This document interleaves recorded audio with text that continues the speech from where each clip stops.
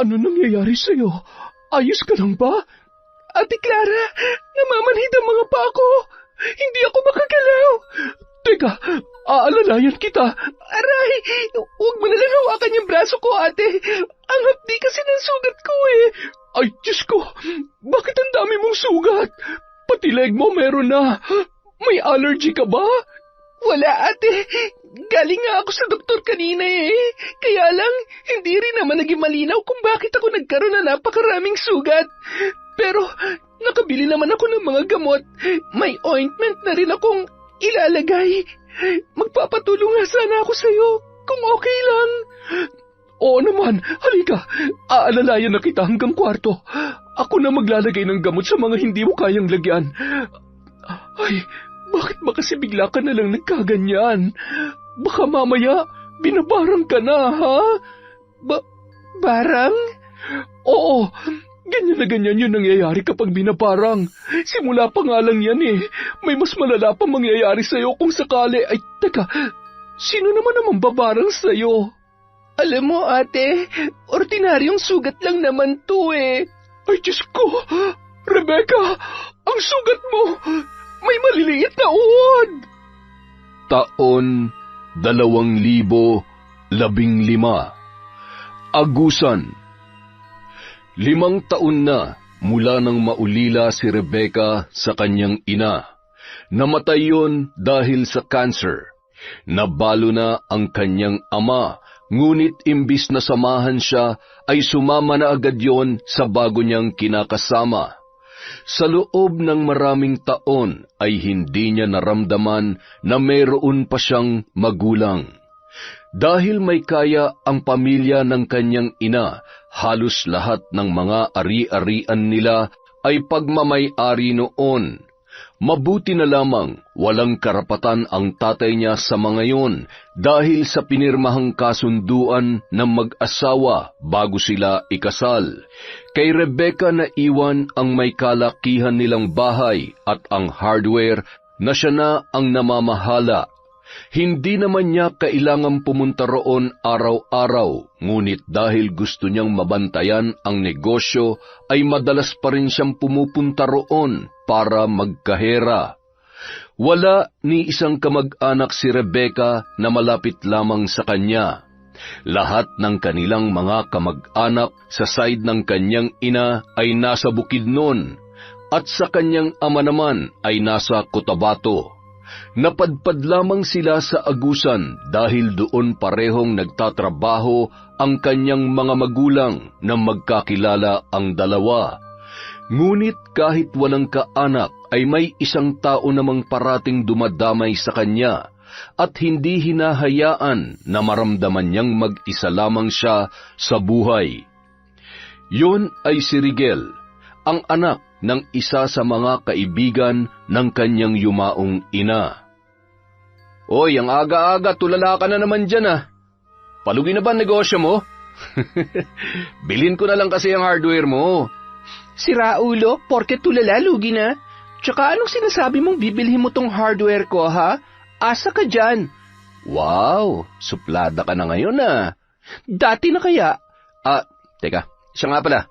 Kaya ako nandito kasi ayain sana kitang manood ng sine mamaya eh. Wow! Ano naman ang sumanib sa'yo at bigla kang nagyayaya? Wala lang. Gusto ko lang magpalibre sa'yo. Yun lang, ang kapal. Sobrang kapal. Dami agad sinabi ha. Binibiro lang kita. Pero ililibre pa rin naman kita kahit masama ang loob ko. Wag na. Ako yung lalaki sa ating dalawa kaya ako dapat naman libre sa'yo. Kailan pa binase sa kasarian ng kakayahang manlibre? Ngayon lang. Basta huwag ka nang tumanggi. Ngayon lang naman to eh. Pero pwede ring masundan pa kung gugustuhin mo. Tumingin ka sa akin tapos titigan mong mukha ko. Yan, titigan mo mabuti. Oh, ano meron? May muta ka ba? Baliw. Ito ba yung mukha na tumatanggi sa libre? Sabi ko na nga ba eh. Matagal nang kaibigan ni Rebecca si Rigel. Magkaklase sila noong college at pareho sila ng kinuhang kurso. Madalas silang nagkakasundo sa mga bagay-bagay at kahit minsan ay hindi pa nagkaroon ng malalang away. Ngunit kahit may kaibigan siyang nakakasama at nasasandalan, hindi rin nawala sa kanya ang kagustuhang magkaroon ng kapatid. Batid niyang may mga kapatid siya sa ama, pero hindi niya alam kung gusto ba siyang makilala ng mga yon o kung ipinaalam ng tatay niya na may anak ito sa unang asawa. Napabuntong hininga na lamang si Rebecca matapos maisip ang bagay na yon. Kinabukasan, sunod-sunod na katok ang gumising sa kanya mula sa mahimbing na pagkakatulog. Pupungas-pungas siyang bumangon at nakapikit pa ang isang mata nang lumabas sa kanyang silid para dumiretso sa sala. Nang buksan niya ang pinto, ganoon na lamang ang panlalaki ng kanyang mga mata nang tumambad sa kanya ang pinsan niyang si Clara. Ate Clara? Uy, anong ginagawa mo rito? Ngayon lang kita ulit nakita. Ngayon mo lang ulit talaga ako nakita kasi hindi ka naman bumibisita sa akin. Ikaw porket nakakaluwag-luwag ka na, nakakalimutan mo na kami. Hindi naman sa ganon, ate. Busy lang talaga ako. Pasok ka. Salamat. Ano nga palang sadya mo rito, ate? Nandito ako para sana kausapin ka. Tungkol saan?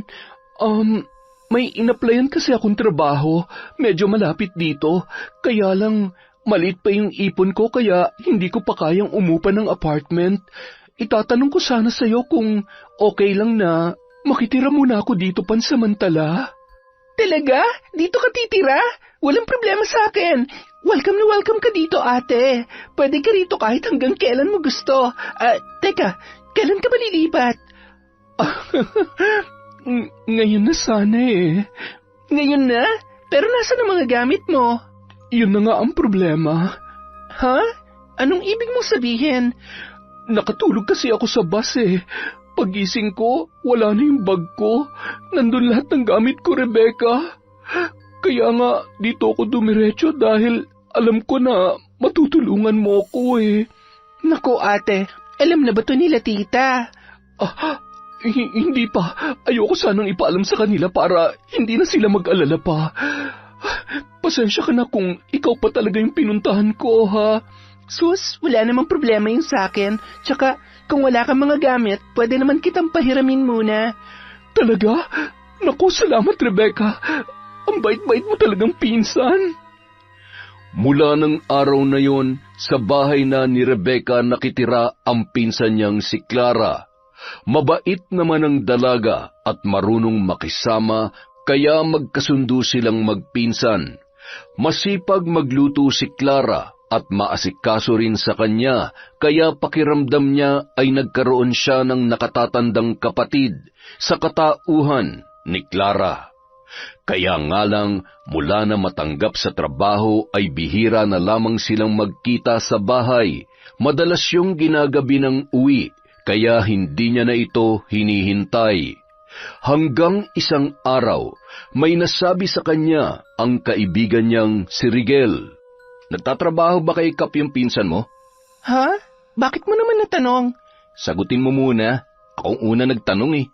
Hindi. Ang alam ko, natanggap siya sa pawn shop eh. Sigurado ka ba dyan? Yun ang sabi niya sa akin. Bakit ba? Anong issue mo kay Ate Clara? Parang nakita ko siya kanina kasama ni Kap eh. Loko, paano naman sasama kay Kap yun? Hindi naman sila magkakilala. Baka kamukha lang yun nakita mo. Di ba nga lahat ng tao sa mundo merong kamukha? Ano yun? Doppelganger? Ewan ko, basta sigurado ako na hindi si Ate Clara yun. Hindi. Nakita ko na kasi nang malapitan yung pinsan mo kaya alam ko ang itsura niya.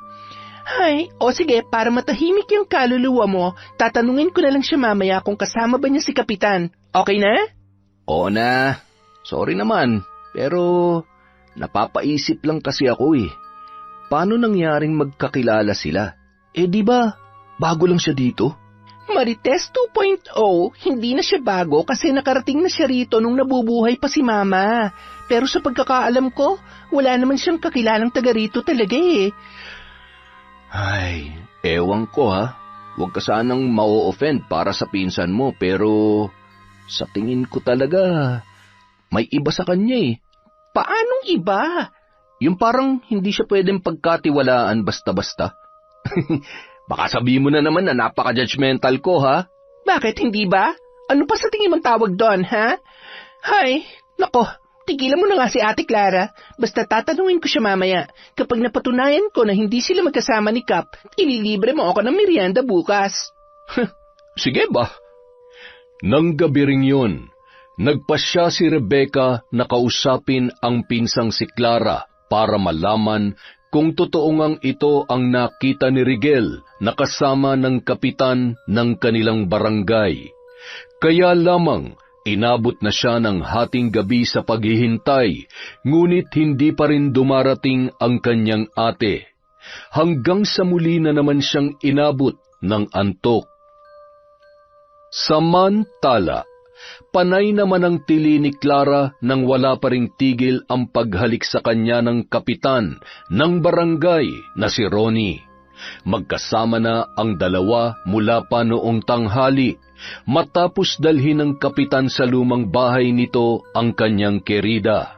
Mas bata ng 14 na taon ang dalaga sa karelasyon, ngunit hindi naman yon naging problema sa kanila dahil mahal nila ang isa't isa.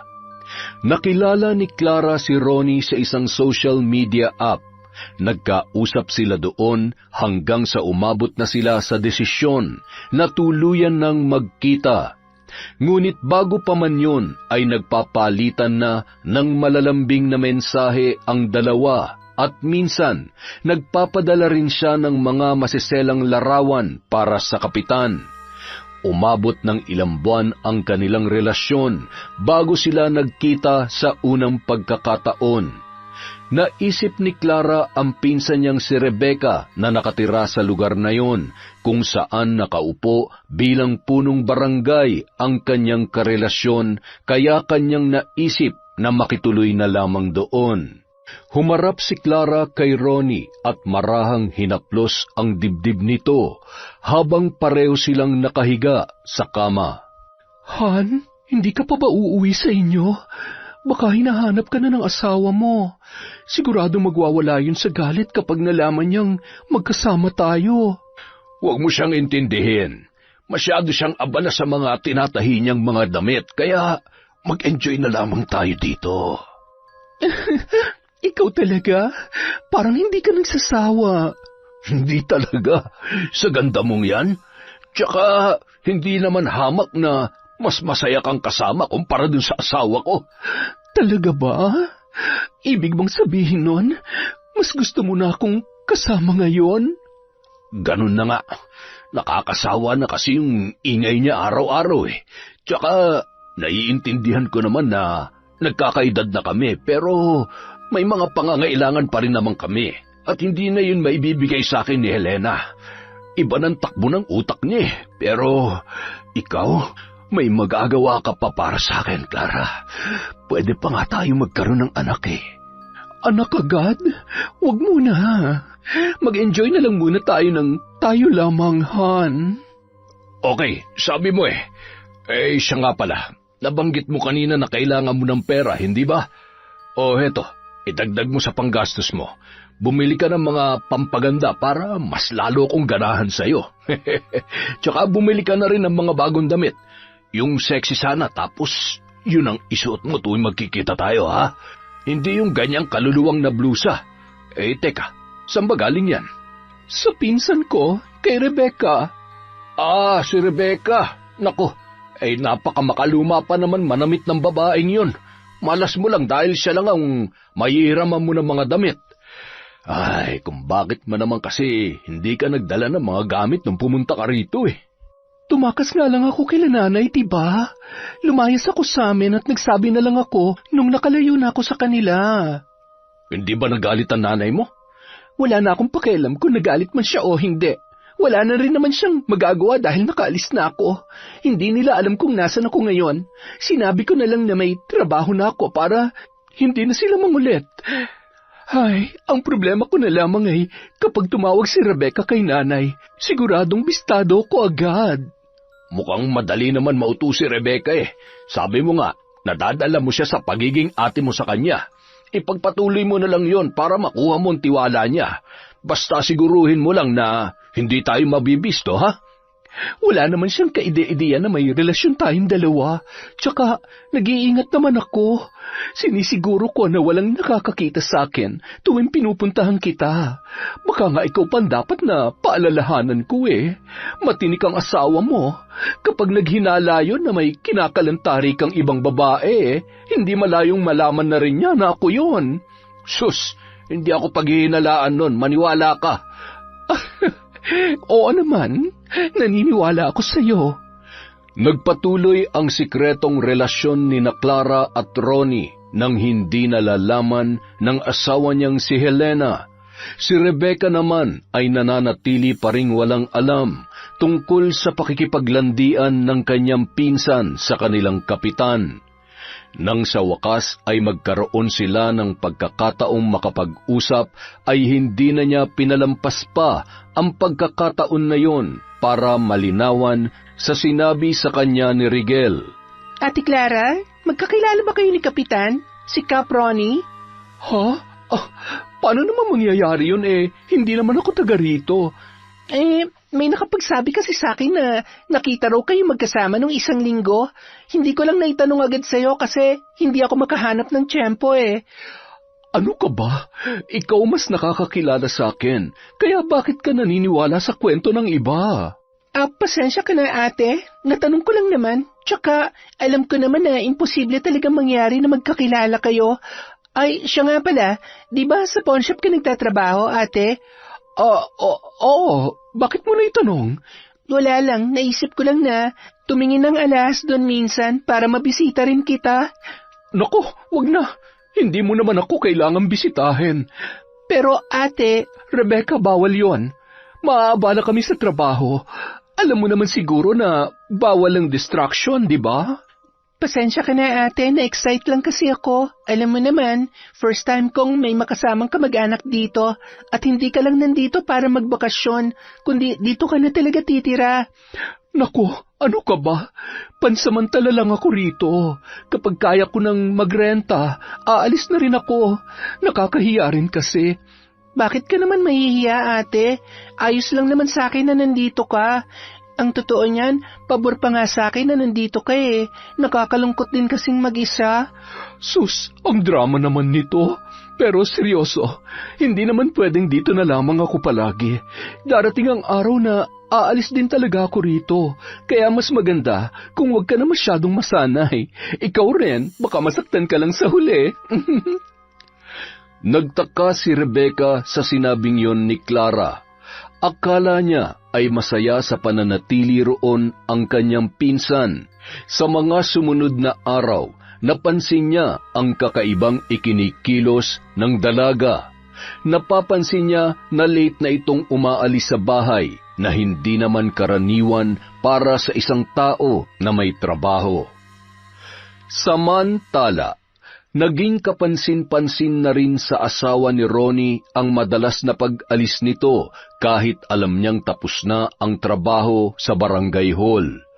Bagamat abala sa patahian ay hindi naman siya nagkukulang sa pag-asikaso sa kanyang asawa kahit pareho silang pagod sa trabaho. Kaya kabisado pa rin niya ang bawat kilos nito. Ang inaalala niya lamang ay ang naririnig niyang tsismis na mayroon daw babae si Ronnie. Binaliwala niya yon nung una dahil marami naman talaga itong nakakasalamuhang babae dahil sa panunungkulan bilang kapitan. Ngunit minsan, hindi na rin niya maiwasang maapektuhan, lalo na't hindi lamang isa ang nagsasabi sa kanya tungkol doon. Saan ka na naman pupunta? Hindi ka na nga kumain ng hapunan, aalis ka pa ng ganitong oras. Nag-aya lang kasi si Kagawad. May handaan sa kanila. Nakakahiya naman kung hindi ako pupunta. Anong oras ka uuwi? Hindi ko alam. Basta, wag mo na lang i-double lock yung pinto. May dala naman akong susi. Sino naman ang kasama mo roon? Kung makapagtanong ka naman parang binatilyo pa tong kausap mo Kakailanganin ko pa ba na makakasama ron kung kaya ko naman mag-isa? Makalis na nga. Baka kung saan pa mapunta tong usapan natin. Naninigurado lamang ako dahil may mga naririnig ako tungkol sa'yo. Pambihira naman, oo. Ano na naman ba to, Elena? Hindi na ako magpapaligoy-ligoy pa, Ronnie. Meron ka bang kabit? Kabit? Saan naman naggaling ang ideyang yan? Sagutin mo lang kung meron o wala. Mahirap ba yun? Wala akong kabit. Sino ba nagsabi sa iyo niyan? Paniwalang-paniwala ka naman. Normal sa trabaho ko na may makasama mga babae. Yan din ang iniisip ko noon, pero marami na nagsasabi sa akin, Ronnie. Pinagdududahan mo ba ako? Oo. Paano ako hindi magdududa? Gabi-gabi ka na lang nawawala tapos inuumaga ka pa. Sino matinong asawa ang uuwi ng ganoong oras? Alam mo, ikaw, tigil-tigilan mo na nga yung kabibintang na may babae ako. Dahil kung meron man, matagal na kitang iniwan. Baka naman umiiwas ka lang sa kahihiyan, kaya hindi mo ako mahiwalayan. Sinabi kong tumigil ka na. At ngayon, nagagawa mo na rin akong pagbuhatan ng kamay. Tandaan mo to, Ronnie. Malalaman ko rin kung may iba ka ng babae at sisiguraduhin ko na pagsisisihan mo ang ginawa mo. Dahil sa tahimik at mabuting may bahay ang pagkakakilala ni Ronnie sa asawa, binaliwala na lamang niya ang banta nito. Sa isip-isip niya noon ay kahit anong katarantaduhan pa man ang kanyang gawin, wala pa ring magagawa ang kanyang asawa at hanggang pagbabanta lamang ang kaya nitong gawin. Ngunit aminado ang kapitan na totoo ang sinasabi ng ginang na umiiwas lamang siya sa kahihiyan, kaya hindi niya maamin-amin ang tungkol sa iba't ibang babaeng nakakasama niya. Dahil isang pagkakamali lamang, malaking kasiraan na sa kanya bilang isang public servant. Wala namang kaalam-alam si Helena sa lihim ng kanyang asawa na matagal na nitong tinatago sa kanya. Lingid sa kanyang kaalaman na bukod kay Clara ay may iba pang babaeng ginagawang parausan ang kapitan. Kumusta? Nandito na ba ang mga babaeng makakasiping ko ngayong gabi? 3 lang ang nakuha namin, Kap. Sigurado ka bang hindi magrereklamo ang mga yan? Baka naman pagkatapos kong galawin ay bigla na lang akong kasuhan. Naku, malabo po mangyari yun. Matindi ang pangangailangan niyang mga yan. Tsaka ang swerte niyo po, mga sariwang-sariwa pa. Bah, oo nga. Sarap pisilin Hindi na ako makapaghintay na makasiping kayong lahat. Pero teka, ano nga palang hinihingi nilang kapalit? Yung isa, pang tuition daw po, Kap. Yung 2 naman, pangkain. Sige, bibigyan ko sila mamaya. Pero, Kap, may problema. Oh, ano naman yun? Yung isang babae na naikama nyo kagabi, tumanggi magpabayad. Sumobra daw kayo Gusto magreklamo. Ano? Wisit naman Nasaan siya? Hindi mo dapat pinaalis yun. Kap, alam ko naman po na yan ang sasabihin niyo sa akin, kaya hindi ko hinayaang umalis. Oh, nasaan na nga? Nasa hideout ng mga adik na pinuprotektahan niyo, Kap. Pinagpipiesta na siya ron ngayon. Hindi ko nga alam kung mabubuhay pa siya pagkatapos siyang pilahan ng mga adik ron Hayaan mo na siya ron. Ang mahalaga, may makakasama ako ngayon. Pagkatapos ko, ikaw naman para hindi ka lugi. Talaga, Kap? Ayos! O siya, magbantay ka na lang muna dito sa labas. Mag-enjoy na muna ako sa loob, ha? Marami nang pinagsamantalahan si Ronnie na tinatakot niya lamang para hindi magsumbong. Ngunit kadalasan, ginagamit na lamang niya ang kanyang pera para patahimikin ang mga yon. Protektor siya ng mga drug pusher sa kanilang barangay at malaki rin ang natatanggap niya mula sa sindikatong kinabibilangan ng mga ito. Kinabukasan, nakarating na lamang sa kapitan ang balitang patay na raw ang babaeng dinala ng tauhan niya sa pugad ng mga adik. Binawian daw ng buhay ang babae matapos itong pagpasapasahan ng higit 10 lalaki. Imbis na maawa at makonsensya sa nangyari, ipinagkibit-balikat niya na lamang yun at sinasabing lahat naman ng tao ay darating sa puntong yun. Sa kabilang banda, nagpatuloy ang paghihinala ni Helena sa asawang si Ronnie, kaya gumawa na rin yon ng paraan para malaman kung nagsasabi nga ba yon ng totoo. Isang gabi, hinintay ng ginang na makaalis ang asawa at binalak na sundan para malaman kung saan ito pumupunta. Ganun na lamang ang pagkagulat sa muka ng ginang nang mapagtanto kung saan pumupunta si Ronnie. Naikuyom niya ang kanyang kamao nang huminto ang kotse ng asawa sa tapat ng bahay ng yumao niyang kaibigan. Sa pagkakaalam niya, ang anak na lamang nitong babae ang naiwan doon at siya na ang nagmamay-ari ng bahay. Nagtagis ang kanyang mga bagang sa galit at hindi na hinintay na lumabas ang babae mula roon. Malinaw na sa kanya na si Rebecca ang kabit ng asawa niya at siyang dahilan kung bakit palagi itong nawawala tuwing gabi. Sa galit ng ginang, humantong siya sa isang desisyon. Sa pagkakataong yon, hindi niya na inisip na anak ng kaibigan niya si Rebecca. Kung ang babaeng yon ang kabit ng kanyang asawa, hindi siya papayag na hindi ito makakaranas ng matinding pagdurusa. Nakakainis! Naligo naman ako ah! Bakit hanggang ngayon kinakati pa rin ako? Nagpalit ka ba ng sabong ginagamit? Hindi naman, kaya nga nagtataka ako kung bakit ngayon lang ako kinati ng ganito eh. Nagkasugat-sugat na nga ako sa may alak-alakan no? Ang hapdi kaya, lalo na kapag nalalagyan ng pawis.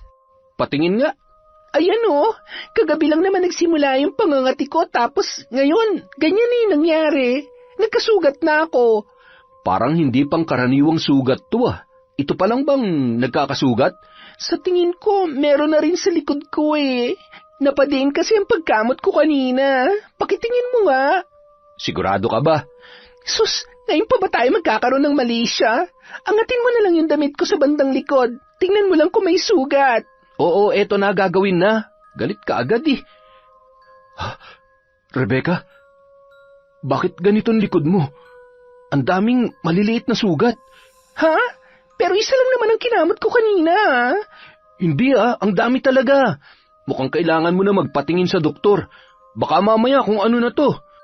Nagpasya si Rebecca na magpatingin na sa doktor dahil sa dami ng sugat niya sa likod at sa ibang parte ng kanyang katawan. Ngunit matapos manggaling sa ospital, hindi pa rin siya nagkaroon ng kasagutan kung bakit siya nagkaroon ng mga sugat sa katawan. Malinaw na hindi raw yon mula sa kahit anong allergy. Isa pa, hindi naman maselan ang balat ng dalaga para magkasugat ng ganoon. Hapon na nang makalabas ng ospital si Rebecca. Naglalakad siya patungo sa parking area nang bigla na lamang sumulpot ang isang matandang lalaki na may nakasaklob na itim na tela sa ulo kaya hindi niya makita ang muka. Ngunit nang huminto sa harapan niya ang lalaki, sa kanya lamang ito unti-unting nakilala. Mang Ambo, kayo po pala. Nagulat naman po ako sa inyo. Akala ko po kung sino na yung humarang sa akin. Si Mang Ambo ay kaibigan ng yumao niyang ina. Kasama niya ito sa lamay hanggang sa libing ng nanay niya at isa rin sa mga nag-alay ng panalangin. Kwento ng kanyang ina, nakilala raw nito ang matanda noong araw na nahimatay ito sa gilid ng kalsada. Dinala ng kanyang nanay sa ospital si Mang Ambo. Biyudo na raw ang matanda at nag-iisa na lamang sa buhay, kaya nagpasya na yung tumira sa may paanan ng bundok. Dahil mabait ito ay naging magaan agad ang loob ng kanyang nanay, hanggang sa naging magkaibigan na ang dalawa. Pakiramdam daw noon ng kanyang nanay ay nagkaroon ito ng isa pang ama sa katauhan ng matanda. Ngunit ang kanyang ipinagtataka, nananatiling tahimik si Mang Ambo matapos niya itong batiin. Nakatitig lamang yun sa kanya na tila hindi niya nagugustuhan ang kanyang nakikita. Ayos lang po ba kayo? Merong anino. Po? Ano pong anino? May nakikita kong anino na nakasunod sa'yo, Iha. At hindi maganda ang hatid niyan sa buhay mo. Nakakakita po kayo ng mga... Mukhang marami pang hindi nasasabi sa'yo ang nanay mo. Gusto ko sanang magkwento, ngunit hindi ito ang tamang pagkakataon. Iha, kailangan mo ng tulong. Tulong? Hindi ko po kayo maintindihan, Mang Ambo. Yung mga sugat mo sa katawan, dulot yan ng isang sumpa. Hindi mo mahahanap ang lunas kung hindi mo malalaman kung sino ang taong may matinding galit sa iyo. Teka, paano niyo po nasabing dahil ito sa sumpa? Baka nagkakamali lang po kayo. Ang totoo po niyan, may mga binigay na pong gamot sa akin para sa mga sugat ko. Mga ilang araw lang po, mawawala na rin po ito. Hindi kita pipiliting maniwala, Iha. Ngunit kapag dumating ang oras na lumabas na ang mga insekto mula sa mga sugat mo, alam mo kung saan ako pupuntahan. Handa akong tulungan ka sakaling kailangan mo ang tulong ko. Sige po. Salamat po, Mang Ambo. Pauwi na po ba kayo? Kung gusto nyo, ihatid ko na po kayo. Ay, hindi na, Iha. May kailangan pa akong puntahan. Pero salamat sa alok mo, ha? Napakabait mo rin, katulad ng iyong ina. Kinagabihan, mas lumala ang nararamdaman ni Rebecca nang magpasya na siyang matulog. Tinapos niya muna ang paghuhugas sa mga ginamit sa kusina bago nagtungo sa kanyang silid.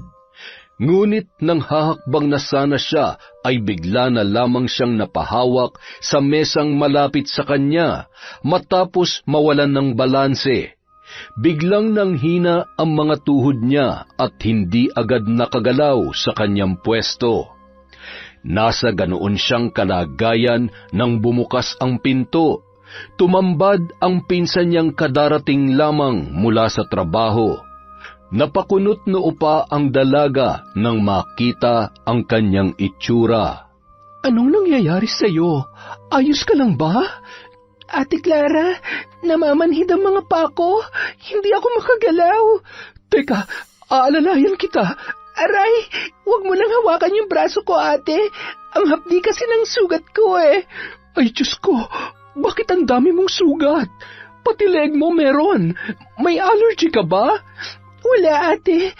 Galing nga ako sa doktor kanina eh. Kaya lang, hindi rin naman naging malinaw kung bakit ako nagkaroon ng napakaraming sugat. Pero nakabili naman ako ng gamot. May ointment na rin akong ilalagay. Magpapatulong nga sana ako sa'yo eh, kung okay lang. Oo naman. Halika, aalalayan na kita hanggang kwarto. Ako nang bahalang maglagay ng gamot sa mga hindi mo kayang lagyan. Ay, bakit ba kasi bigla ka na lamang nagkaganyan? Baka mamaya ay pinabarang ka na, ha? Barang? Oo, ganyan na ganyan ang nangyayari kapag binabarang. Simula pa nga lang yan eh. May mas malala pa mangyayari sa'yo kung sakali. Ay, teka, sino naman ang mambabarang sa'yo? Ay, alam mo ate, ordinaryong sugat lang naman talaga to. Hindi ako binabarang gaya ng sinasabi mo. Di ba, ang mga binabarang lang ay yung may mga kaaway o nakaalitan. Wala naman ako nakakaaway. Halos lahat ng mga taga rito, kasundo ko.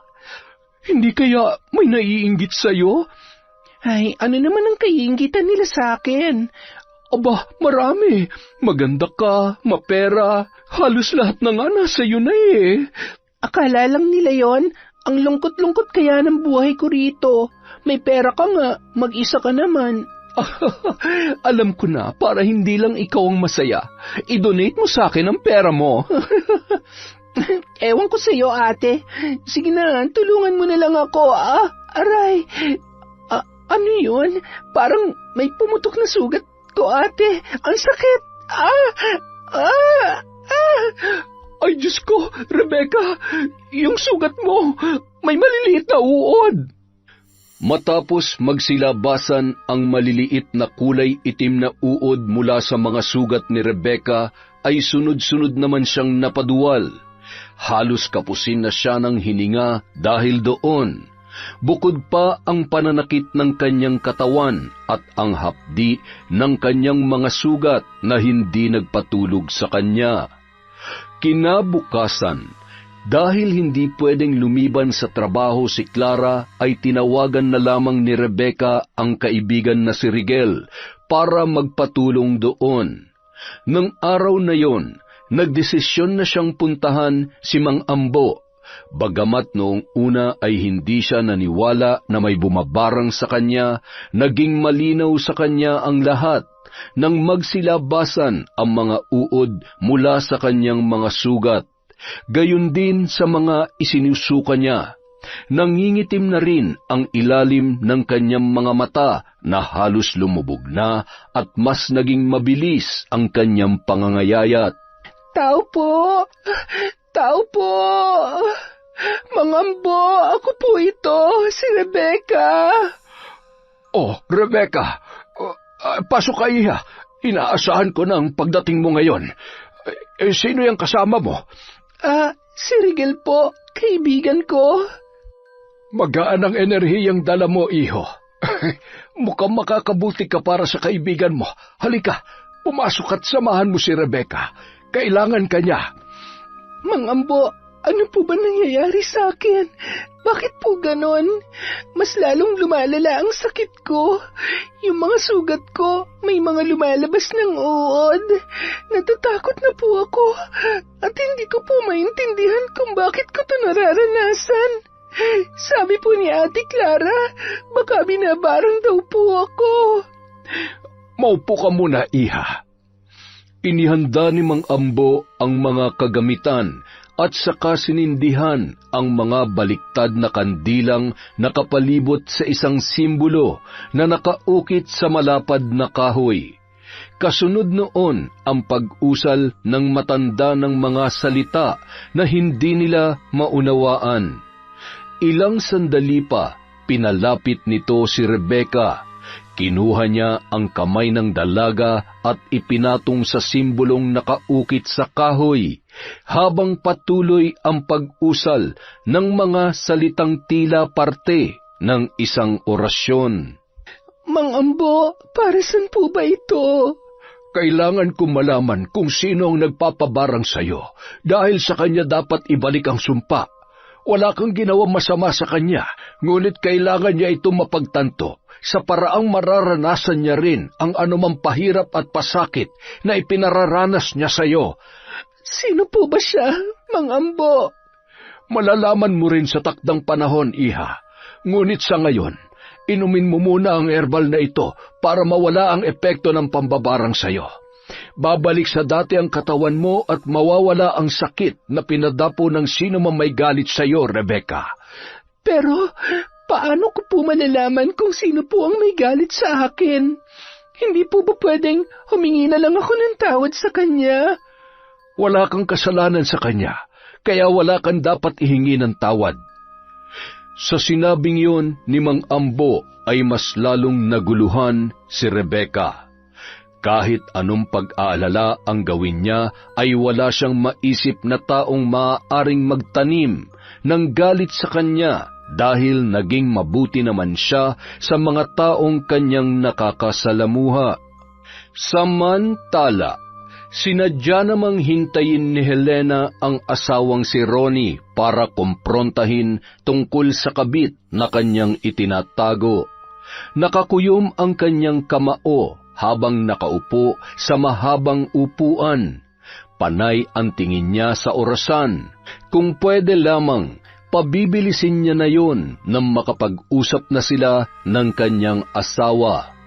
Ilang sandali pa, narinig na niya ang paghinto ng pamilyar na sasakyan sa labas Agad na tumayo ang ginang at hinintay na bumukas ang pintuan. Mabuti naman at umuwi ka pa. Ano na naman ba to, Helena? Huwag ka magmaang-maangan. Nasaan yung kabit mo? Nanggaling ka ba sa kanya, ha? Ano bang kabit yung pinagsasasabi mo? Hindi ka pa rin ba tapos dyan? Totoo naman Bakit hindi mo pa aminin na inuuwian mo na ang kabit mo? Nakita kita. Sinundan kita, Ronnie. Kaya alam ko. Saan mo ako sinundan? Sa bahay ng dati kong kaibigan. Nakita kita. Doon ka pumunta kaya sigurado na akong doon nakatira ang kabit mo. Sinabi ko naman na sa'yo na wala akong kabit. Kapag hindi mo siya hiniwalayan, sisiguruhin kong matatapos na ang paghari-harian mo rito.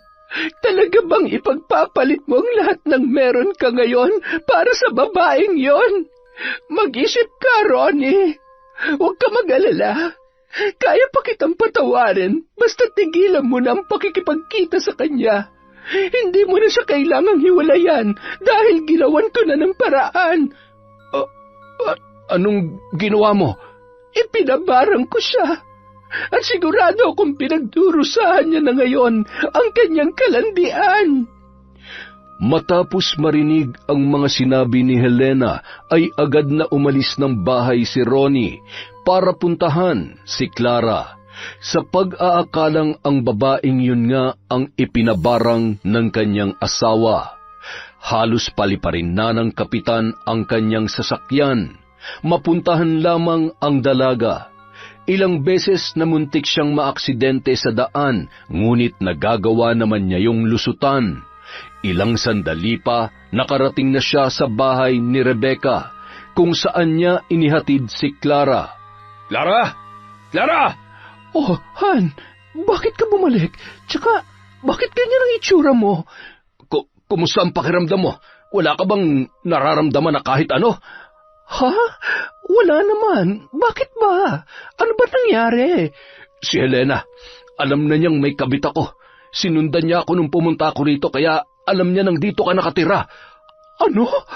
Alam na ni Helena na may relasyon tayo? Oo, kaya ipinabarang ka niya. Ipinabarang? Seryoso ka ba dyan? Wala namang... Diyos ko! Si Rebecca! Ano si Rebecca? Hindi kaya si Rebecca ang pinaghihinalaan ng asawa mo? Sa kanyang bahay na ito. Baka hindi alam ni Helena na dito rin ako nakatira. Kaya pala nagkaganoon ang pinsan ko. Nagkasugat-sugat ang katawan niya at kagabi lang, suka siya ng suka. Nalintikan na.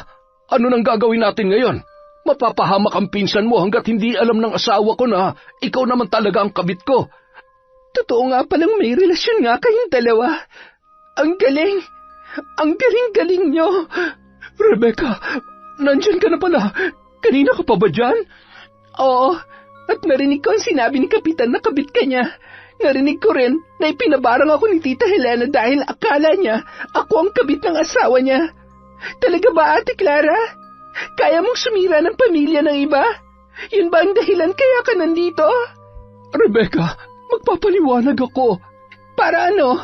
Para utuin ulit ako? Hindi na, ate. Hindi na ako maniniwala sa'yo, kaya makakaalis ka na. Umalis ka na rito dahil hindi ko kayang makasama ang isang babaeng maninira ng pamilya ng iba at ginagamit pa ako para sa kalukuhang yon. At sinisiguro ko rin sa inyo na malalaman ni Tita Helena ang totoo. Napakawalang hiya nyo. Napahamak ako ng dahil sa kalandian yung dalawa. Rebecca, please. Pakinggan mo muna ako. Huwag mo kaming isusumbong kay Helena. Kaibigan ni Mama si Tita Helena. Maganda ang samahang nabuo nila. Sa tingin mo hayaan ko maging masama ang tingin niya sa akin para isalba ka? Hindi ako bayani, Ate Clara. Gagawin ko kung anong tama. Kailangan mong panagutan ang ginawa mo. Magkadugo kayo ni Clara. Talaga bang mas matimbang sa iyo ang ibang tao? Talagang sa inyo pa nang galing yan, ha? Ibang tao ba si Tita Helena para sa inyo? Kap, mali po yung ginagawa niyo ni Ate Clara. At kailangan niya yung harapin dahil may napahamak ng iba dahil sa relasyon yung dalawa. Huwag ka nang makialam sa amin. Huh? Man, kailangan natin gumawa ng paraan para hindi makapagsalita ang babaeng yan. Anong gagawin natin sa kanya? Hindi siya pwedeng makaalis sa bahay na ito. Pagkasabi noon ay agad na kumuha ng lubid si Clara habang hawak-hawak naman ni Ronnie ang nagpupumiglas na si Rebecca. Binusalan siya ng kanyang pinsan para hindi na makapagsalita o makasigaw dahil makakaagaw pansin yon sa mga kapitbahay. Nang makakuha ng lubid ay mabilis siyang iginapos ng dalawa sa loob ng kanyang silid para walang makakita sa kanya. Nang masigurong hindi na siya makakatakas doon ay umalis na si Clara kasama si Kapitan Ronnie. Habang nasa loob ng kotse ay hindi nakatiis si Clara na kumprontahin ang kapitan dahil sa ginawa ng asawa nitong si Helena. Talaga bang wala ka man lamang gagawin? Ipapabarang na ako ng asawa mo. Ano pa bang pinuputok ng butsi mo? Hindi naman ikaw ang tinamaan ng sumpa, hindi ba? Yung pinsan mo nagdurusa ngayon, hindi ikaw. Dapat nga magpasalamat ka pa eh. Alam ko, pero nakakaawa si Rebecca. Naging mabuti siya sa akin, Ronnie. Tapos ganun pa ang igaganti ko sa kanya. Ikaw ang may utang na loob sa kanya, kaya hindi ko na problema yon. Problema nating dalawa yon. Ano yun kapag nagkaipitan, ako na lang mag-isa? Pero kapag inaatake ka ng kamanyakan mo, dalawa tayo magsasaya. Tigilan na natin to. Anong tigilan? Ikaw ang tumigil. Ang tagal na nating magkarelasyon, Ronnie. At nangako ka sa akin na iiwan mo ang asawa mo para makapagsama na tayo. Hindi mo ba naiintindihan? Alam naman natin dalawa na maling-mali na magkaroon tayo ng relasyon. Nung pa nga dapat natin to itinigil eh. Ayoko. Hindi ako makikipaghiwalay sa iyo, Ronnie. Wala ka na magagawa kung gusto ko na makipaghiwalay, Clara. Mas kailangan ko ang asawa ko ngayon. Masisira ang karera ko sa politika kung itutuloy pa natin to. Hindi ako papayag. Sinabi mo sa akin na mahal mo ko, kaya hindi ako papayag na maghiwalay tayo. Makiayon ka na lang, Clara. Para sa ating dalawa rin to. Kapag nagkabistuhan, pareho tayo malalagay sa kahihiyan. Kaya maghiwalay na tayo habang kaya pa tayong patawarin ng asawa ko. Eh di lumabas din ang totoo. Gusto mo pa magkaayos kayo. Kaya ba itatapon mo na lang ako ng ganun-ganun na lang? Maayos naman tayo maghihiwalay, Clara. Bibigyan kita ng pera para merong kang panimula. Dahil wala ka naman talagang trabaho. Pero hindi na natin pwedeng ipagpatuloy ito. Pumayag si Clara na makipaghiwalay kay Ronnie. Ngunit sa isang kondisyon. Bibigyan siya nito ng 100,000 piso bilang panimula. Dinagdagan pa yon ng 50,000 piso kapalit ng pagpapatahimik niya sa pinsang si Rebecca. Sinamantala niya naman ang pagkakataon dahil alam niyang mayaman ang lalaki. Katwiran niya makakahanap pa naman siya ng ibang karelasyon na mas bata at mas gwapo pa kay Ronnie. Kaya lang naman siya nagtitiis sa kapitang yon ay dahil kaya nitong suportahan ang lahat ng kanyang mga luho. Nang makabalik sa bahay ni Rebecca, marahas na lamang siyang napabuntong hininga nang maalala si Clara na wala man ng pagkain o kahit inumin nang iwan niya yon sa silid. Napapailing na kumuha siya ng ilang pirasong biskwit at isang pitsil na tubig, saka ito dinala sa dalaga. O ayan, kumain ka't uminom ng tubig. Yan lang ang magagawa ko ngayon para sa iyo. Hindi naman ako kasing sama ng iniisip mo eh.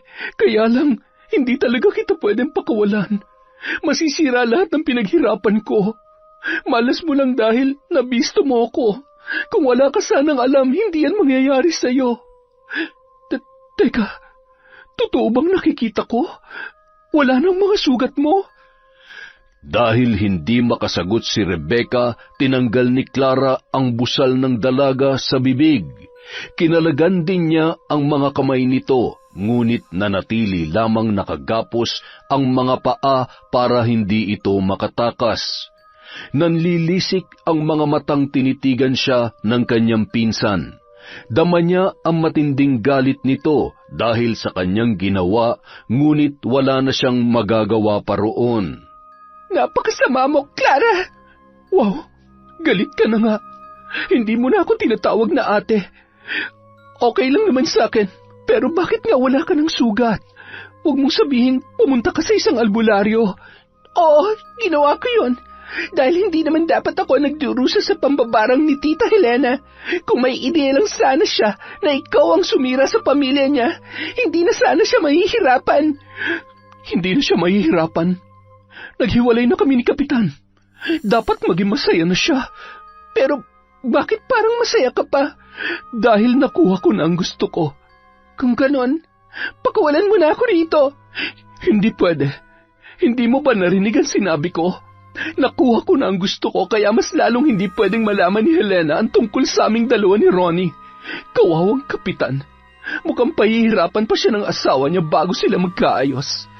Ay, basta ko okay na ako. Pwede na akong umuwi sa amin dahil wala naman ako mapapala rito. Ipapamukha ko kay nanay na nagkamali siya ng palayasin ako. Pinalayas ka ni Tita? Kaya ba wala kang dalang gamit nung pumunta ka rito?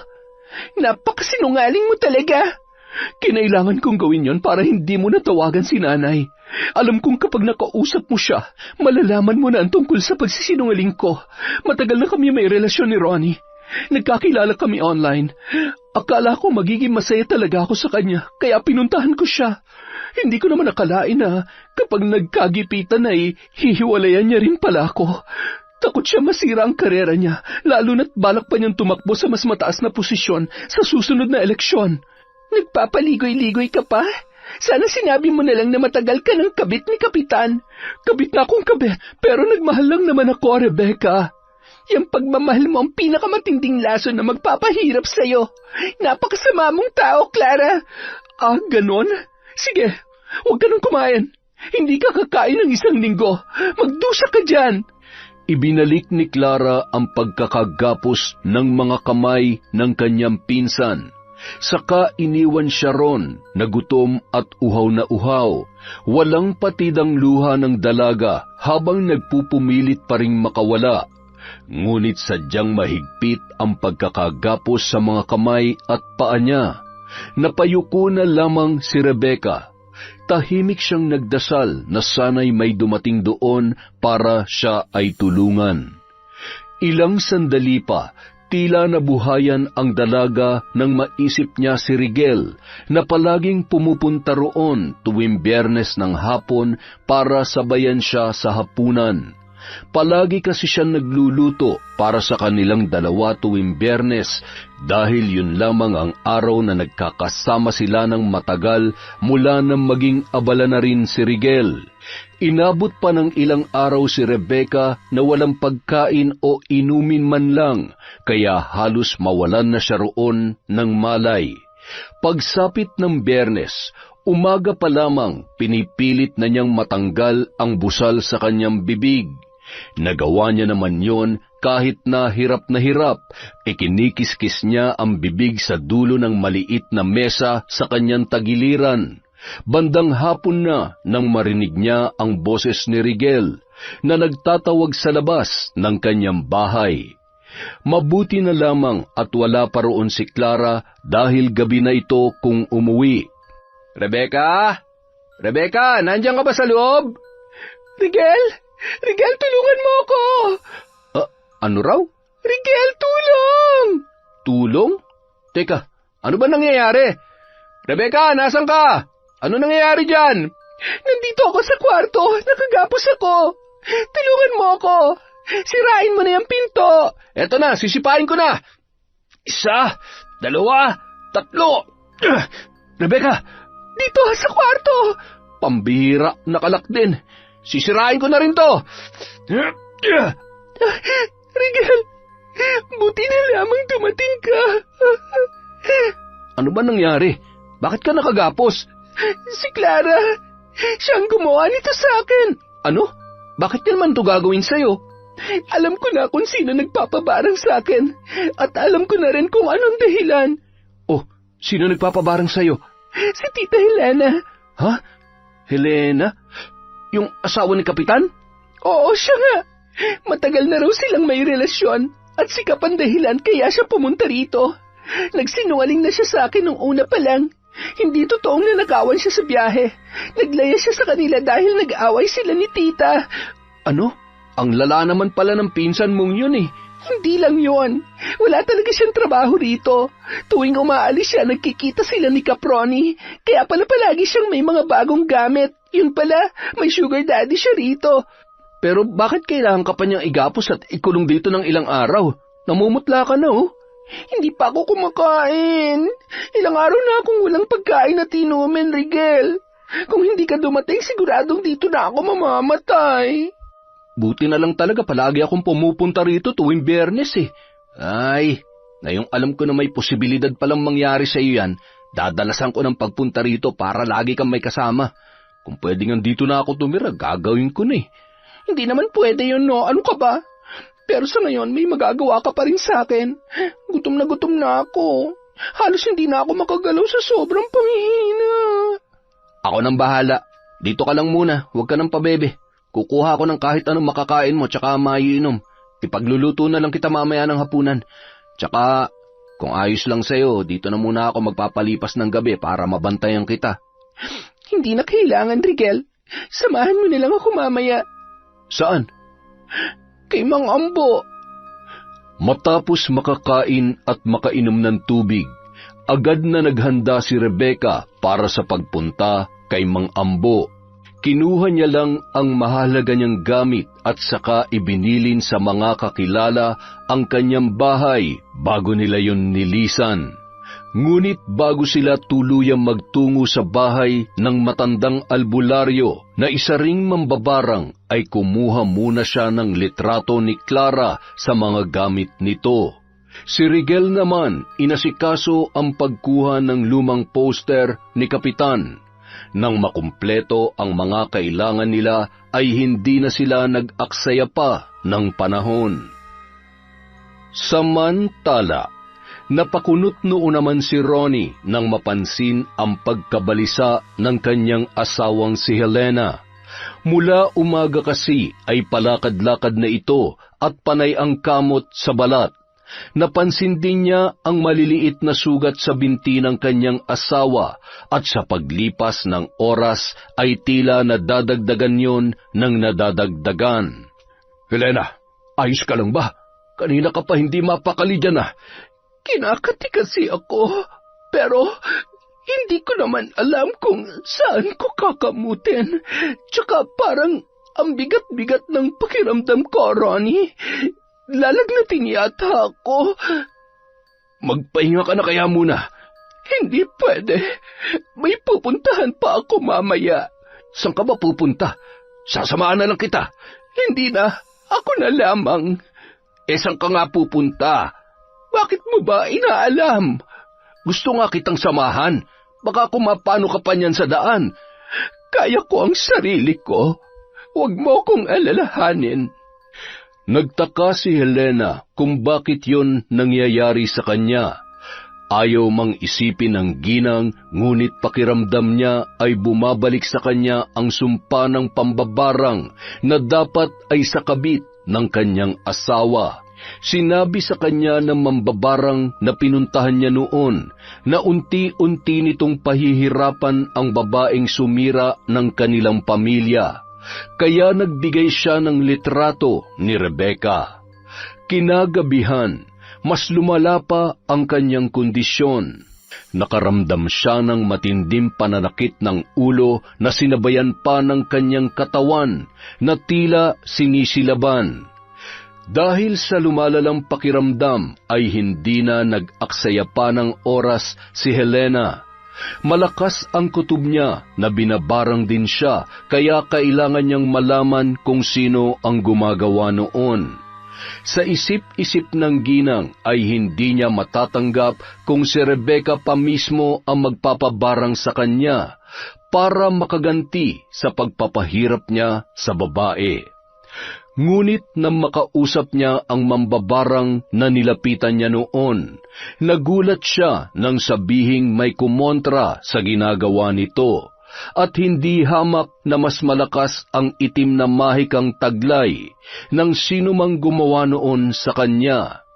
Nanatiling walang kasagutan ang mga tanong sa isipan ni Helena matapos puntahan ang matandang mambabarang. Kahit lunas sa kondisyon niya ay wala rin itong naibigay, ngunit tumatak sa kanya ang huling sinabi nito, ang nag-iisang bahay sa may paanan ng bundok. Bagamat hindi niya alam kung ano ang naghihintay sa kanya roon, ay tumulak pa rin siya upang puntahan ang lugar na yon. Pagbaba ni Helena sa kotseng minamaneho, napuno siya ng pagtataka nang makita si Rebecca na lumabas mula sa bahay na kanyang pinuntahan. Anong ginagawa mo dito, Rebecca? Tita Helena? Alam kong ikaw ang dahilan, kaya nangyayari ito sa akin. Ang kapal na mukha mong babae ka. Pagkatapos mong ahasin ang asawa ko, may lakas ka pa talaga ng loob na ipabarang ako. Pasensya na po, tita. Hindi ko naman po kasi alam na kayo nagpapabarang sa akin. Nung una, hindi ko alam kung anong dahilan kung bakit galit na galit kayo sa akin. Pero nung nabisto ko sina Kapitan Ronnie at ang pinsan ko, saka lang po naging malinaw sa akin ang lahat. Pinsan? Sinong pinsan? Si Clara po, tita. Nitong nakarang buwan lang po, dumating siya sa bahay para pansamantalang makituloy sa akin. Sabi niya, magtatrabaho daw po siya dito, pero nalaman ko po na wala naman pala talaga siyang trabaho. At kaya lang siya nandito dahil sa asawa ninyo. Totoo po ang sinasabi niya, Tita Helena. Nagkamali po kayo ng pinapabarang. Hindi po si Rebecca ang kabit ni Kapitan, kundi si Clara. Tsaka, tingnan niyo ang ginawa ng babaeng yun. Nagkasugat-sugat ang mga braso at mga binti ni Rebecca dahil iginapos po nila. Ikinulong siya ng babaeng yun at hinayaang ilang araw na walang pagkain at tubig. Ginawa niya po yun sa akin dahil alam niya magsusumbong ako sa inyo, tita. Ano? Totoo ba lahat ng sinasabi ninyo? Opo, tita. Kung hindi po kayo naniniwala sa amin, kahit sikap na lang po mismo ang tanungin ninyo. Siya nga po pala, pupuntahan din po sana talaga namin kayo para dalhin dito dahil gusto ko na pong itigil yung pagpapahirap sa inyo. Nagawa ko lang po talaga yon dahil hindi ko alam na kayo yung nagpapabarang sa akin. Teka, sino ba ang nakatira dito? Si Mang Ambu po. Matutulungan niya po kayo. Ang totoo po niyan, hinihintay niya na kayo sa loob. Inaasahan niya na darating kayo dito ngayon. Nahulaan niya yun? Opo. Kung ganun, napakahusay nga niya. Iha, pasensya ka na sa nagawa ko, ha? Hindi ko kasi alam na hindi lang ikaw ang nakatira sa bahay niyo, kaya akala ko ikaw ang kabit ni Ronnie. Patawarin mo sana ako, Rebecca. Wala pong problema yon. Naiintindihan ko na po kayo, pero kailangan po nating pagbayarin ng taong nanakit sa atin, tita. Kailangan niya pong matutunan ng mga pagkakamaling nagawa niya. Sinira niya ang pamilya niyo at iniligay niya naman sa kapahamakan ng buhay ko. Tama ka, Iha. Kailangang maturuan siya ng leksyon. Nagawa ni Mang Ambo na alisin ang sumpa sa katawan ni Helena. Kaagad na gumaling ang mga sugat nito na tila walang nangyari. Muling humingi ng tawad ang ginang kay Rebecca dahil sa pagpapahirap nito sa kanya. Hindi naman siya nagtanim ng galit o ng sama ng loob dahil bukod sa kaibigan yon ng kanyang ina ay sadyang napakabuti nito sa kanya noon pa man. Nung araw na yon, matapos gamutin ang mga sugat ay nagpaalam na si Helena kay Rebecca. Gustuhin man daw nitong magpatulong kay Mang Ambo sa plano niyang gantihan si Clara ay nakapagdesisyon na ang ginang na kausapin na lamang ang kakilalang mambabarang na siyang unang nagpahirap sa kanya. Nirespeto naman niya ang desisyon nito. Nang makaalis si Helena, agad na ibinigay ni Rebecca at Rigel kay Mang Ambo ang mga nakuhang litrato. Dinala sila ng matanda sa likod bahay kung saan makikita ang bilog na hukay na natatakpan lamang ng mga dahon ng saging. Ano pong meron dyan sa hukay na yan, Mang Ambo? Dito ko inilalagay ang mga alaga ko, Iha. Malulusog sila at alagang-alaga. Ano po bang inaalagaan ninyo? Halika, tingnan mo. Napakaganda nila, hindi ba? Natulala si Rebecca at napaawang ang bibig nang alisin ni Mang Ambo ang mga dahong tumatakip sa hukay. Tumambad sa kanya ang mga tinutukoy nitong mga hindi pangkaraniwang alaga. Mga itim na ipis, maliliit na daga, alupihan, uod at lintang nagsisiksikan sa isa't isa. Dahil sa dami ng mga ito sa loob ng hukay, sa tansya ng dalaga ay aabot hanggang tuhod niya ang lalim ng hukay na yon, kung saan inaalagaan ng matanda ang mga ginagamit niya sa pambabarang. Parehong natahimik sina Rebecca at Rigel nang magsimula na ang orasyon ng matanda. Muli niyang binanggit ang mga salita na tanging ang mga kagaya niya lamang ang nakakaunawa. Bagamat hindi nila alam ang laman ng mga salitang yun, ay tahimik silang nagmasid at pinakinggan ang mga sinasambit ni Mang Ambo. Kinilabutan si Rebecca nang makita niya kung paano gumalaw ang mga alaga noon na wari nauunawaan ang kanyang mga sinasambit. Kinabukasan, nagising na lamang si Clara sa loob ng isang hindi pamilyar na kwarto.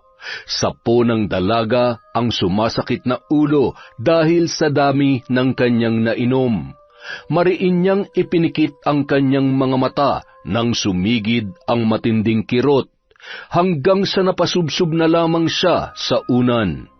Nang ilibot niya ang kanyang paningin sa paligid, sa kanya lamang napagtanto na nasa loob siya ng isang kwarto ng motel kung saan sila nagche-check-in ni Ronnie. Napangisi siya nang maalala kung paano siya muling sinamba ng lalaki. Sabi na hindi ako kayang tiisin ni Ronnie. Babalik at babalik pa rin siya sa akin. Umaga na pala. Bakit hindi mo man lang ako ginising kaninang madaling araw? Kailangan ko nang makauwi. Bakit? Sa tingin mo ba? Hinihintay ka ng asawa mo? Oo, hinihintay talaga ako nun. Nakalimutan mo na bang ayos na kaming dalawa? Nagkaayos nga kayo, pero kanino ka ba sumiping kagabi? Kaninong kandungan ka nagiging masaya? Oo na, ikaw na lamang sa lahat. Aminin ko yan. Hindi naman talaga kita matitiis at hindi kita kayang iwan. Kaya nga ako nandito ngayon eh. Kahit saan parte mo pa kasi tingnan, tuyot na ang asawa mo. Kahit ilang oras mo pang titigan ang nakahubad yun, hindi ka pa rin gaganahan. Sus, ikaw na nga ang panalo sa inyong dalawa kung ano-ano pa ang sinasabi mo. Pero alam mo, Han, hindi ka talaga nakakasawa. Ang bango-bango mo, tsaka handang-handa ka palagi para sa akin.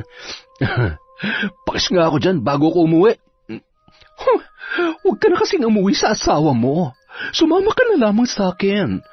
Hindi pwede yon, Han. Ayaw mo ba nun? Kapag tumakbo kong konsehal ng bayan sa susunod, mas malaki pa may bibigay ko sa'yo. At hindi mangyayari yun kung malalaman ng mga tao na iniwan ko ang asawa ko. Sa bagay, sige na nga, kiss na kita. Paano? Uuwi na muna ako, ha? Kita na lang ulit tayo mamayang gabi. Sure, Han. Hihintayin kita. Nang makauwi si Ronnie sa bahay, laking gulat niya nang maabutan si Helena na prenteng nakaupo sa mahabang upuan sa sala at abot ang ngiti hanggang tainga. Ngunit ang pinaka nakaagaw atensyon sa kanya ay ang mga braso't binti nito na wala ng sugat. Inumaga ka na sa trabaho, Nagkape ka na ba? Hindi pa. Marami akong inasikaso. Gutom na nga ako eh. Sakto, nakaluto na ako ng almusal natin. Halika na, sabayan mo na akong kumain. Alam mo bang hinintay talaga kita? Teka, bakit parang may iba sa'yo ngayon? Ano bang sinasabi mo Ganito naman talaga ako sa'yo noon pa. Parang bigla kang naging malambing eh. Pero mas gusto ko na ganyan ka palagi, Helena. ganito lang naman ako ngayon dahil nagkaayos na tayo. Hiniwalayan mo na ang kabit mo kaya wala nang makakasira pa sa ating dalawa. Oh, ayos ka lang ba? Oo, ayos lamang ako. Hindi ka pa nga kumakain ay nasasamid ka na. Halika na, maupo ka na para makapag-almusal na tayo. Ay, teka, sandali lang. Anong nangyari sa mga sugat mo? Bakit bigla nawala? Nagpagamot na kasi ako. Kanino? Ganun ba kagaling yung doktor mo para mapagaling lahat ng sugat mo nang wala pang isang araw? Ngunit pinili ni Helena na hindi na lamang sagutin ang tanong na yon ni Ronnie. Idinaan na lang niya yon sa tawa. Lingid sa kaalaman ng kapitan na lihim nang nagdiriwang ang ginang dahil sa araw na yun mismo ay magsisimula na ang paghihiganti niya sa tunay na kabit ng kanyang asawa. Samantala, halos mabuwal si Clara sa paglalakad matapos bumaba sa sinakyang tricycle pauwi sa bahay ni Rebecca. Dahil sa sakit ng ulo ay hindi niya na napansin na may sira ang pinto sa harapan ng bahay nang siya ay pumasok doon. Ilang sandali pa napasigaw na lamang ang babae sa matinding pagkagulat nang biglang lumabas ng silid ang nakangising si Rebecca.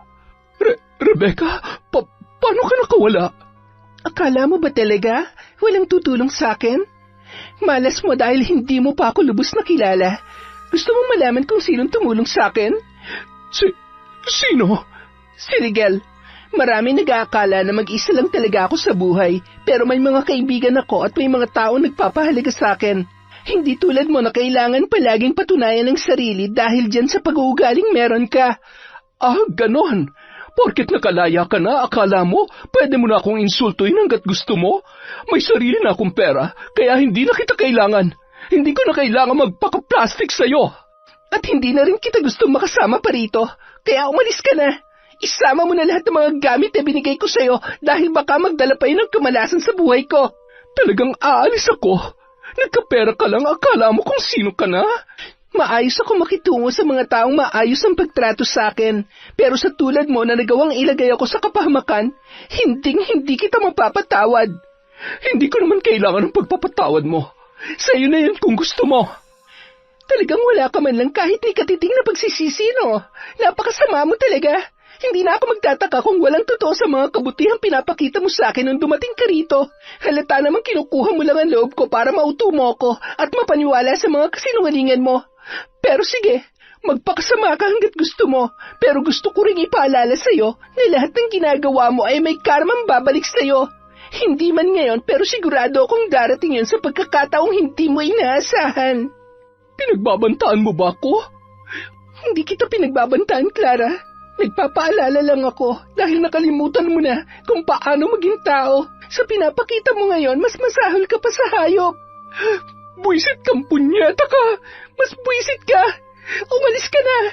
Wag ka nang babalik dito dahil hindi ka na makakapasok sa bahay ko! Walang lingon-lingong umalis si Clara sa bahay ni Rebecca. Ang tanging nagawa na lang niya ay tanawin ang pinsan habang naglalakad papalayo. Dala ang mga gamit nito. Kung saan man ito pupunta ay hindi na niya inisip pa. Naging mabuti naman siyang pinsan at ginawa niya ang lahat para makatulong. Ngunit sadyang may mga abusadong tao na gagamitin ang kabutihang yon para sa pansariling interes lamang. Hanggang sa pagkakataong yon ay wala pa rin kahit katiting na pagsisisi ang dalaga sa mga nagawa sa kanya at kay Helena. Dahil doon, hindi rin siya nakaramdam ng pagsisisi sa planong bigyan ito ng leksyon. Mula nang umalis sa bahay ni Rebecca, sa halip na umuwi sa pamilya at tulungan ang mga ito sa mga gastusin gamit ang perang natanggap mula kay Ronnie, ay mas pinili ni Clara na mangupahan na lamang sa isang maliit na apartment. Sa paraang yun, malaya na sila magkakasama ng lalaki nang hindi nalalaman ng asawa nito. Hindi mawala-wala ang ngiti sa mga labi niya habang naghahapunan dahil sa wakas ay nakuha na niya ang kanyang gusto. Ngunit matapos sumubo ng pagkain, bigla na lamang naramdaman ng dalaga ang muling pagkirot ng ulo na sinabayan pa ng matinding pananakit ng tiyan. Dali-dali siyang tumayo at tumakbo patungo sa banyo. Sa pagtayo niya ay hindi sinasadyang natabig niya ang pitsil na puno ng tubig. Nabasag ito matapos bumagsak sa sahig at mabilis na kumalat ang lamang tubig. Sunod-sunod naman ang naging pagduwal ni Clara at halos kapusin na siya ng hininga nang makarating siya sa banyo. Ngunit maya-maya lamang ay may napansin siya sa sahig. Ano ito? Bakit parang may gumagalaw sa isinuka ko? Tinitigan niyang mabuti ang maliliit na bagay na gumagalaw mula sa pagkaing isinuka niya, na nooy may kasama ng itim na likido. Ilang sandali pa, napatili na lamang si Clara nang gumapang sa may paanan niya ang maliliit na bubwit mula sa kanyang isinuka. Nagtatalon siya sa sobrang takot at patakbong lumabas ng banyo. Sa pagmamadali, hindi niya na napansin ang basang sahig. Dumulas ang kanyang mga paa at hindi niya yun napaghandaan. Napaigik si Clara nang bumaon sa balat niya ang binagsakang mga bubog mula sa nabasag na pitsil. Kumalat ang kanyang dugo sa puting sahig. Pinilit niyang tumayo, ngunit bumabalik lamang siya sa dating pwesto.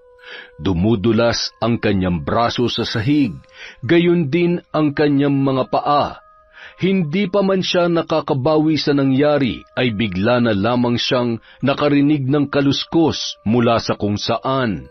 At nang dumako roon ang kanyang paningin, nanlamig ang buo niyang katawan nang makita ang napakaraming daga na lumusot sa pinto ng apartment. At ang lahat ng yun ay gumagapang patungo sa kanya. Nang sulyapan niya ang namumulang sahig dahil sa mga sugat na natamo mula sa mga bubog, sunod-sunod ang naging pagsigaw niya nang lumitaw doon ang maliliit na lintang mabilis na gumagapang patungo sa kanya. Lumayo kayo sa akin! Huwag kayo lalapit! Wag! Halos panawan ng ulirat ang dalaga nang makita niya mismo kung paano isa-isang dumikit ang mga linta sa kanyang balat. Napatili na lamang siya nang sipsipin ng mga ito ang kanyang dugo, habang ang mga daga namang sumugod sa kanya ay pinagpipiestahan na ang kanyang mga paa. Akala niya ay yun na ang pinakamalala niyang mararanasan.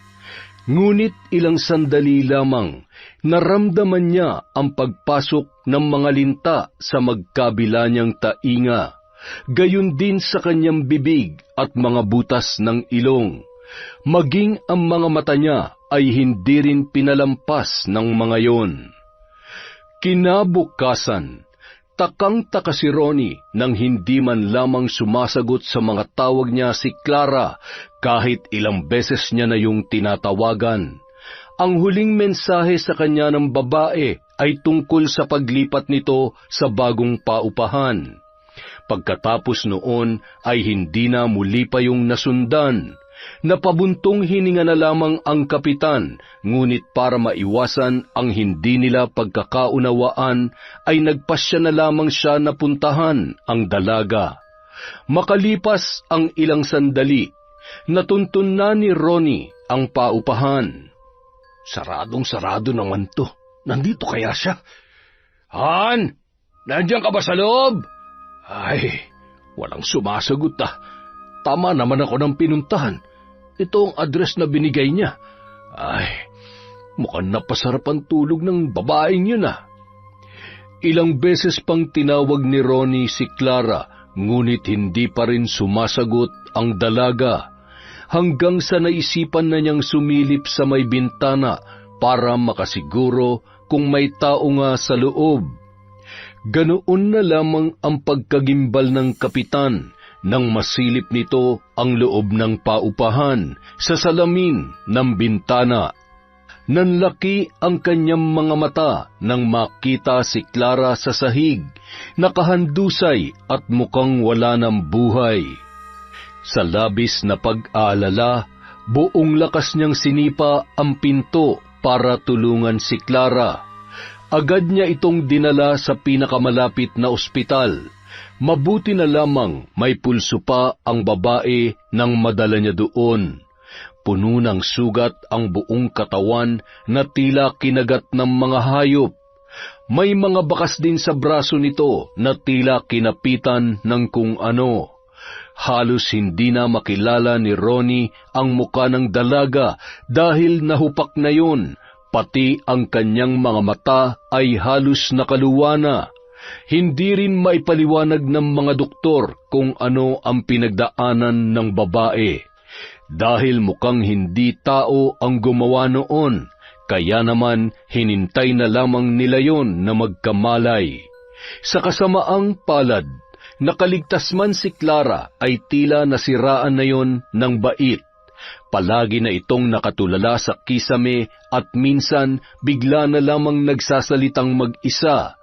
Tuwing kakausapin naman niya ito ay tila isang batang paslit ang kanyang kaharap. Sino ka? Maglalaro tayong dalawa? Han, ako to. Hindi mo ba ako naaalala? Han? Ano yun? Han, yun ang tawagan natin dalawa, hindi ba? Hindi. Hindi kita kilala. Alis ka dito. Alis. Napailing na lamang si Ronnie sa inaaktong yun ni Clara. Matapos gamutin ang mga sugat nito, ay inilipat na ang dalaga sa isang pasilidad na para sa kanyang mga kagaya. Samantala, hindi naman maitago ang mga ngiti sa labi ni Helena matapos mabalitaan ang nangyari kay Clara. Sa wakas ay nakaganti na rin siya sa babaeng sumira sa relasyon nilang mag-asawa. Kaagad niyang pinuntahan si Rebecca para ibalita ang tungkol doon. Naabutan niya ang dalaga na abala sa pagdidilig ng mga alaga nitong halaman sa maliit na hardin sa harap ng kanyang bahay. Rebecca! Tita Helena, kayo po pala. Kumusta po kayo?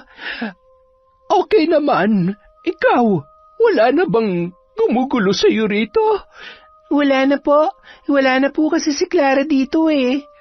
May ibabalita nga pala ako tungkol sa kanya. Alam ko na ipinabarang mo rin siya, pero alam ko rin na gusto mo lang siyang bigyan ng leksyon. Ako kasi, medyo napasobra ang pinagawa ko sa kanya at muntik niya nang ikamatay. Hindi ko naman po kayo masisisi, tita. Kung ako po nasa kalagayan nyo, baka ganun din po ang nagawa ko dala ng galit. Nalaman ko kasi na kahit nakipag-ayos na sa akin ang asawa ko, nagkikita pa rin silang dalawa. Kung ganon, bakit hindi nyo rin po binigyan ng leksyon ng asawa nyo? Pasensya na po kayo sa sasabihin ko, pero hindi rin naman po masisira ang pamilya nyo kung hindi siya pumatol, di ba? Alam ko, iha, pero alam kong may pag-asa pang magbago ang aking asawa. At nakita ko yun ngayon sa kanya matapos niyang malaman na nangyari kay Clara. Takot siyang balikan ng karma. Mabuti naman po kung ganon. Si Clara po, nasaan na po siya ngayon? Nandun na siya sa mental hospital. Dinala na siya doon matapos mapatunayan na wala na siya sa katinoan. Pero magaling na ang mga sugat niya. Nakakaawa rin po siya, pero maling-mali po talaga ang mga ginawa niya sa atin. Nakakalungkot lang na sa ganoong paraan niya pa pinagbayaran ng lahat. Nagsisisi ka ba, iha? Nalulungkot lang po ako para sa kanya, pero wala po akong pinagsisisihan sa mga nangyari. Dinalaw ni Rebecca sa mental hospital si Clara para kumustahin ang lagay noon. Maayos naman ang pamamalakad doon kaya hindi na siya masyadong nag-alala. Pagkatapos ng lahat na nangyari, pinsan pa rin naman ang turing niya kay Clara at napatawad niya na rin yun sa mga nagawa noong kasalanan. Para sa kanya, napagbayaran na yon ng kanyang pinsan. Sa takot naman ng kaibigan niyang si Rigel na may masamang mangyari sa kanya, tinupad nito ang sinabing palagi na siyang pupuntahan sa bahay. Ang mga magulang pa mismo ng binata ang nagsabi na mas maganda kung sasamahan niya palagi ang kanyang kaibigan, lalo na at dumarami na rin ang kaso ng mga akyat bahay sa kanilang lugar. Katagalan, naging mas matibay pa ang kanilang pagkakaibigan at kahit wala ng mga magulang, hindi naman naramdaman ni Rebecca ang pag-iisa niya dahil ang pamilya ni Rigel ay pamilya na rin ang turing sa kanya. Si Helena naman, naging payapa na rin ang isipan dahil sa naging pagbabago ni Kapitan Ronnie. Hindi na ito ng bababae at pinatunayan na sa asawa na hindi na ito gagawa ng kahit anong kalokohan na makakasira sa kanilang pagsasama. Ngunit makalipas lamang ang ilang linggo ay bigla na lamang nakitaan ni Helena ng mga senyales ng isang taong binabarang ang kanyang asawa. Lahat ng naranasan niya ay pinagdaanan din ng lalaki.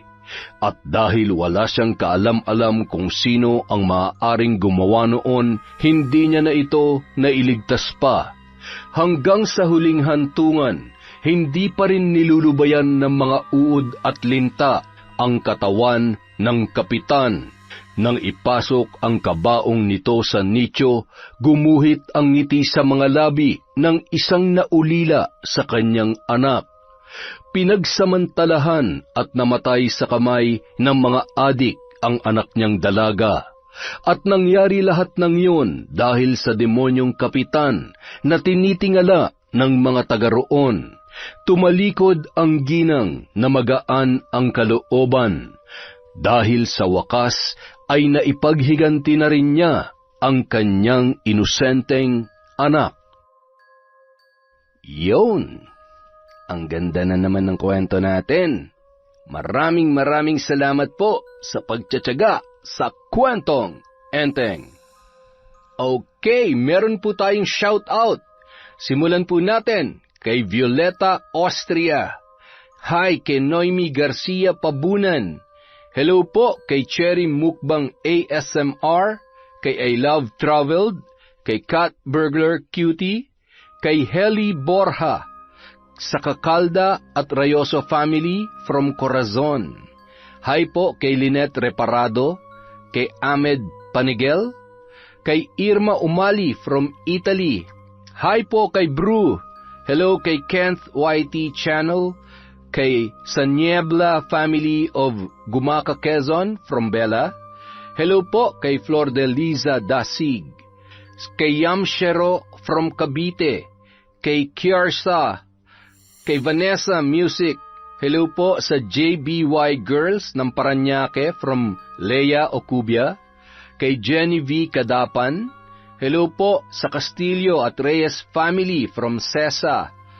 Shout out kay Mark Anthony Delgado from San Jose Antique. Kay Baby Zane Vlog. Kay Maria Lu Soriano from Baguio. From kay Jo Gil or Jo Gil Sohor from New Zealand. Hi kay Giza Nicole from Cubao, kay Edgardo Fontanilla.